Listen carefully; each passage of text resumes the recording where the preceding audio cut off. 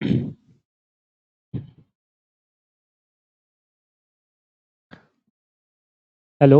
नमस्कार दोस्तों। कैसे हैं आप सभी? उम्मीद है कि अच्छे होंगे और मैं प्रार्थना करता हूँ ईश्वर से कि आप सब हमेशा अच्छे ही रहें। तो जो आज का हमारा टॉपिक है वह बहुत ही इंटरेस्टिंग होने वाला है। ठीक है, तो जैसा कि आप देख ही रहे हैं कि आज का जो टॉपिक है हमारा किस बारे में होने वाला है। तो आज का जो टॉपिक है वो काफ़ी इंटरेस्टिंग होगा। तो मैं आपसे एक रिक्वेस्ट करूंगा वीडियो स्टार्ट होने से पहले कि हमारे चैनल को सब्सक्राइब जरूर से जरूर कर दें। ठीक है, तो देखते हैं आज का टॉपिक क्या है। क्यों गिरती है आकाशीय बिजली? ये जानेंगे। आकाशीय बिजली जो होती है बरसात के मौसम पे क्यों गिरती है और कैसे गिरती है, क्या होता है, तो सारे फैक्ट्स आज हम जानेंगे। तो बढ़ते हैं। बिजली जब कड़कती है तो वह दिखती पहले है लेकिन सुनाई बाद में देती है, ऐसा क्यों? इसका रीजन बहुत सारे लोग जानते होंगे। जिन्होंने फिजिक्स थोड़ी बहुत भी पढ़ी है तो वह जानते होंगे, लेकिन नहीं जो जानते हैं चलिए मैं उनको बता देता हूँ। जो ध्वनि की चाल होती है वह प्रकाश की चाल से कम होती है। ठीक है, जो ध्वनि की चाल होती है प्रकाश की चाल से कम होती है। इसलिए जब बिजली कड़कती है वो हमको दिखाई पहले देती है लेकिन सुनाई बाद में देती है। ठीक है, तो सबसे बड़ा कारण यह है कि दिखने और सुनने वाला क्लियर हो गया। अब देखते हैं बिजली कड़कती क्यों है, बिजली जो है वह आवाज क्यों करती है। तो देखते हैं। गर्मी में पानी भाप बनकर ऊपर जाता है। जब गर्मी होता है, गर्मी होती है तो जो पानी है वह भाप बनकर ऊपर जाता है। और जैसे जैसे पानी ऊपर जाता है उसके तापमान में 1 डिग्री सेल्सियस की कमी होती जाती है। 65-70 फीट ऊपर जैसे ही जाता है तो उसके जो तापमान है वह 1 डिग्री सेल्सियस कम हो जाता है। और वह बर्फ जब तक ऊपर पहुंचता तब तक वह बर्फ का रूप ले लेता है। ऊपर पहुंचते पहुंचते वह कौन सा रूप ले लेता है? तो वह बर्फ का रूप ले लेता है। कभी कभी आसमान से बर्फ भी गिरती है। कभी कभार आपने देखा होगा कहते हैं ओले गिर रहे हैं, तो ओले क्या होते हैं? बर्फ होते हैं। तो कभी कभार आसमान से बर्फ भी गिरती है। यही बर्फ हवा के कारण एक दूसरे से टकराने लगती है। ऊपर जब बर्फ है, बर्फ छोटे छोटे टुकड़ों में होती है, जब हवा चलती है तो ये एक दूसरों से टकराने लगती है जिसके कारण घर्षण घर्षण क्या फ्रैक्शन उत्पन्न होता है, जिसके कारण स्टैटिक करंट स्थिर धारा उत्पन्न होती है। और इसकी करंट का पॉजिटिव चार्ज, जो इस करंट का पॉजिटिव चार्ज होता है वह ऊपर की ओर चला जाता है, और जो निगेटिव चार्ज होता है वह नीचे की ओर आ जाता है। ठीक है, और ये जमीन में आने के बाद पॉजिटिव चार्ज को ढूंढता है। जब निगेटिव चार्ज है वो जमीन पर आ जाता है, फिर उसके बाद वह करंट बनाने के लिए अपने दूसरे पॉजिटिव चार्ज को ढूंढने लगता है। ऐसे में हवा के कारण जमीन पर घास तथा पेड़ पौधे एक दूसरे से टकराने पर घर्षण उत्पन्न होता है। तो इस लाइन को ध्यान से देखेंगे। जैसे हवा चलती है तो खेत वगैरह में देखेंगे घास होती है, एक दूसरे से लड़ती है। ठीक है, पेड़ पौधे होते हैं तो पत्तियां डाल एक दूसरे से लड़ती है, तो वहां पर घर्षण उत्पन्न होता है। ठीक है, तो घर्षण उत्पन्न होता है जिससे उसको चार्ज मिल जाता है, जिससे उसको प्लस चार्ज मिल जाता है और माइनस चार्ज उसके पास पहले से ही था, तो तुरंत वह पेड़ पर या घास पर आकर खेत पर गिर जाती है। ठीक है, बिजली ज्यादा से ज्यादा उन्हीं चीजों के पास जाती है जिससे उसको जल्दी चार्ज मिले। देखिए वही बात आ गई। बिजली ज्यादा से ज्यादा उन्हीं चीजों के पास जाती है जिससे जल्दी चार्ज मिले। ठीक है, यह बिजली 10 करोड़ वोल्ट की होती है। बिजली कितने वोल्ट की होती है? 10 करोड़ वोल्ट की होती है, जिसमें 10,000 एम्पियर का करंट होता है। जिसमें कितना करंट होता है? 10,000 एम्पियर का करंट होता है। हमारे घर में जो करंट आता है वह मात्र 220 वोल्ट का होता है। कितने वोल्ट का होता है? 220 वोल्ट का होता है जो हमारे घर पर करंट आता है। और जब वो मारता है तो आपको कैसा लगता है?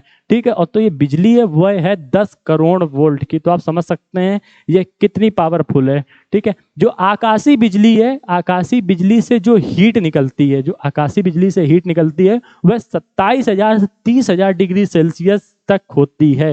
कितने से होती? 27,000 से लेके 30,000 डिग्री सेल्सियस के बीच में जो आकाशीय बिजली है उसकी हीट उष्मा होती है। सूर्य का तापमान ही 6,000 डिग्री सेल्सियस है। सबसे ज्यादा गर्म सूर्य को माना जाता है लेकिन उसका तापमान 6,000 डिग्री सेल्सियस है।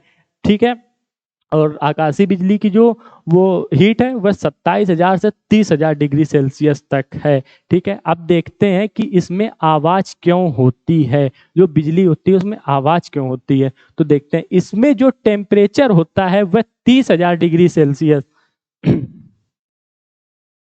इसमें जो टेम्परेचर होता है वह 30,000 डिग्री सेल्सियस होता है। और जो वर्षा की बूंदें होती हैं वह ठंडी होती हैं। जब एक दूसरे को मिलती हैं तो आवाज आती है।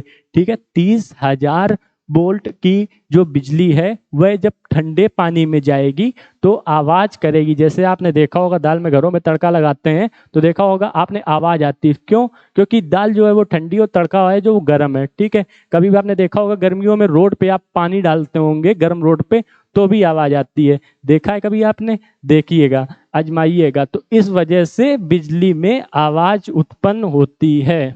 इसके बचाव के तरीके, जो बिजली गिरती है उसके बचाव के तरीके क्या हैं? तो बेंजामिन फ्रैंकलिन नाम के एक वैज्ञानिक थे, उन्होंने लाइटनिंग रूट लोगों के सामने रखी। एक लाइटनिंग रूट नाम की डिवाइस बनाई जो कॉपर की बनी थी, जो पूरी कॉपर की बनी थी, और इसे हम अपने घर की छत पर लगा सकते हैं।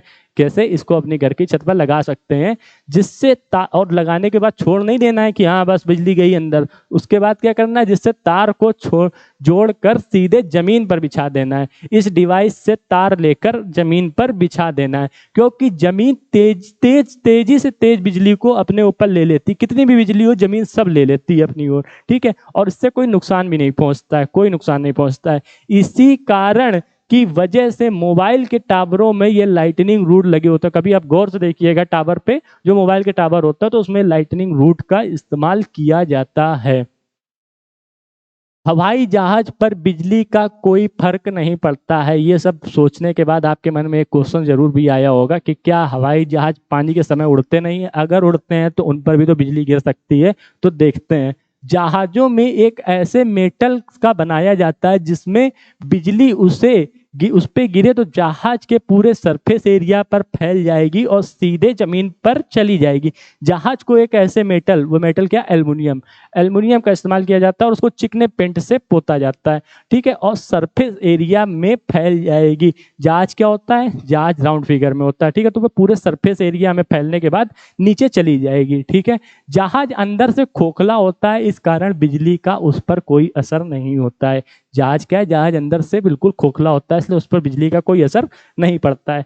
फैराडे ने एक पिंजरा बनाया। फैराडे ने, अगर जो आपने 10th या 12th में फिजिक्स पढ़ी होगी तो उसमें आपने ये जरूर पढ़ा होगा कि फैराडे ने एक पिंजरा बनाया था, ठीक है, और वह उस पिंजरे के अंदर खड़े होकर उस पिंजरे पर बिजली का करंट देते हैं, जो बिजली का कुछ असर नहीं हुआ, जिस पर बिजली का कोई असर नहीं हुआ, क्योंकि जो बिजली है वह सरफेस एरिया में घूमती है, गुलाई से ढूंढती है, और जो पिंजरा था वह अंदर से खोखला था, ठीक है, तो बिजली का कोई असर नहीं हुआ, क्योंकि बिजली हमेशा सरकमफेरेंशियल फ्लो करती है और वह छोटा रास्ता खोजती है। इसलिए ही बोला जाता है कि जब बिजली गिरे तो कार में बैठ जाइए। कार में क्या होता है? कार भी अंदर से खोखली होती है, तो सबसे सेफ जगह होती है हमारी कार। अब जिनके पास कार नहीं है वो सोच रहे हैं बिजली के लिए पहले कार खरीदी जाए। अब बिजली जल्द से जल्द कोई कंडक्टर ढूंढती है। जैसे कि आप मोबाइल से बात कर रहे हैं, जो बिजली है वह एक जरिया ढूंढती है कि कैसे हमको चार्ज मिले, ठीक है, तो बिजली जल्द से जल्द कोई कंडक्टर ढूंढती है। जैसे कि आप मोबाइल से बात कर रहे हैं और मोबाइल टावर से कनेक्ट होगा, जो मोबाइल आपका है वह टावर से कनेक्ट होता है, ठीक है, जिससे बिजली आप पर भी गिर सकती है, जिससे बिजली आप पर गिर सकती है। महत्वपूर्ण पॉइंट है आज के लिए, बिजली जल्द से जल्द कोई कंडक्टर ढूंढती है। जैसे कि आप मोबाइल से बात कर रहे हैं और मोबाइल टावर से कनेक्ट है, जो मोबाइल का रेडिएशन है वो डायरेक्ट टावर से कनेक्ट है, तो आप पर रिस्क ज़्यादा बना रहता है, ठीक है, तो बिजली गिरे तो मोबाइल फ़ोन रख दें। अगर आप किसी नदी, तालाब या जंगल में पेड़ों के पास खड़े हैं तो यहाँ पर बिजली आप पर गिर सकती है। सबसे डेंजर जोन है वह है नदी, तालाब या जंगल। पेड़ों के पास अगर आप खड़े हैं तो यहाँ पर भी बिजली आप पर गिर सकती है। बिजली चमकने पर क्या ना करें? बिजली जब चमके तो क्या ना करें? मैदान, पेड़ पौधों, मोबाइल टावर से दूर हो जाएं। मैदान, पेड़ पौधों, मोबाइल टावर से तुरंत दूर हो जाएं। छाते का प्रयोग ना करें। छाते का प्रयोग ना करें, क्योंकि आप छाते के हैंडल को पकड़े होंगे, जो छाते का हैंडल है उसको आप पकड़े होंगे और वह किसी मेटल, किसी धातु से बना होगा, ठीक है, और वह सीधा आपसे जुड़ा होगा। आप पकड़े हैं तो छाता आपसे जुड़ा है, ठीक है, और जो छाते के ऊपर जो नीचे तक रॉड आई है वो किसी मेटल से बनी होगी, जिससे बिजली सीधे आपको अपना कंडक्टर बनाने की कोशिश करेगी, करेगी ही करेगी, ठीक है। तो इन सब चीज़ों का ध्यान रखना है। और जो घरों की खिड़कियों से दूर रहें, ये नहीं कि बिजली गिर रही है तो घरों की खिड़कियों में खड़े होकर बिजली का आनंद ले रहे हैं, तो घरों की खिड़कियों पे भी घरों की खिड़कियों से भी दूर रहे। बिजली खाली मैदान पर ज़्यादा गिर सकती है, बिजली जो है वो खाली मैदान पर ज़्यादा गिरती है, ठीक है। इसलिए बिजली कड़कने पर खाली मैदान में भागना नहीं चाहिए, इसलिए खाली मैदान पे भागना नहीं चाहिए। एक स्थान पर बैठ जाइए जिससे आप में बिजली गिरने की संभावना कम से कम हो जाए, ठीक है। अब लोगों के मन में आ रहा होगा कि जो टावर है उस पर तो डिवाइस लगी होती है, तो फिर उसके पास खड़े रहना सेफ क्यों नहीं है? सेफ क्यों नहीं है? इस वजह से क्योंकि जो डिवाइस लगी है, लेकिन जब वो अंडरग्राउंड होती है तो पूरा सरफेस एरिया लेता है। अब वो सरफेस एरिया कितनी दूर का ले रही है बिजली, ये ना आप जानते हैं ना ये हम जानते हैं, ठीक है। तो इसलिए वह डेंजर हो सकती है, इस वजह से सावधान रहें, ठीक है। उम्मीद करते हैं आज की वीडियो अच्छी लगी होगी आपको। तो जाते जाते जिन्होंने हमारे चैनल को सब्सक्राइब नहीं किया है, जल्द से जल्द सब्सक्राइब कर लें, ऐसे ही मज़ेदार वीडियो आप तक पहुंचती रहेंगी। धन्यवाद।